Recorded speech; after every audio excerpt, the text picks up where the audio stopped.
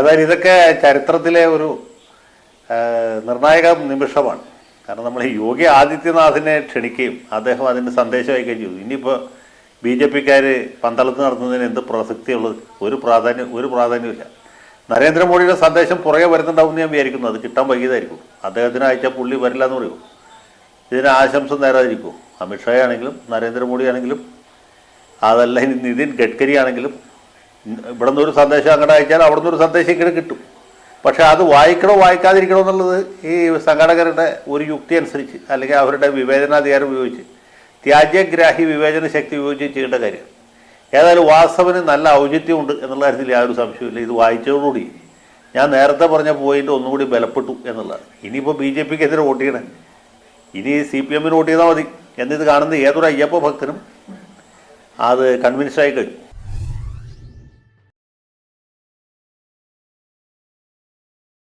ശ്രീ ജയശങ്കർ, ഇതൊരു UDF കാലത്തായിരുന്നെങ്കിൽ ഇങ്ങനെ ഒരു സംഗമം നടക്കുമ്പോൾ ഇതുപോലെ യോഗി ആദിത്യനാഥിന്റെ ഒരു സന്ദേശം വായിച്ചിരുന്നെങ്കിൽ എന്താകുമായിരുന്നു പുകിൽ? തീർച്ചയായിട്ടും ആ മുഖ്യമന്ത്രി അല്ലെങ്കിൽ ആ ദേവസ്വം മന്ത്രി അല്ലെങ്കിൽ ആ എക്സൈസ് മന്ത്രി ഉടനെ രാജിവെക്കേണ്ടവന്ന്.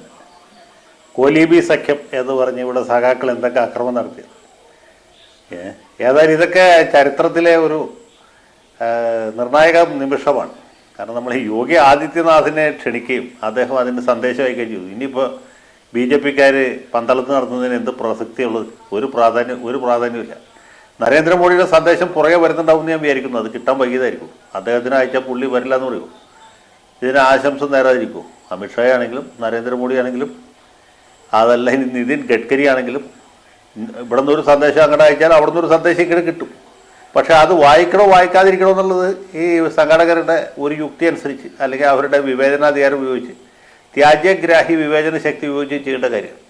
ഏതായാലും വാസവന് നല്ല ഔചിത്യമുണ്ട് എന്നുള്ള കാര്യത്തിൽ യാതൊരു സംശയമില്ല. ഇത് വായിച്ചതോടുകൂടി ഞാൻ നേരത്തെ പറഞ്ഞ പോയിന്റ് ഒന്നുകൂടി ബലപ്പെട്ടു എന്നുള്ളതാണ്. ഇനിയിപ്പോൾ ബി ജെ പിക്ക് എതിരെ വോട്ട് ചെയ്യണേ, ഇനി CPM വോട്ട് ചെയ്താൽ മതി എന്നിത് കാണുന്ന ഏതൊരു അയ്യപ്പ ഭക്തനും അത് കൺവിൻസ് ആയി കഴിഞ്ഞു.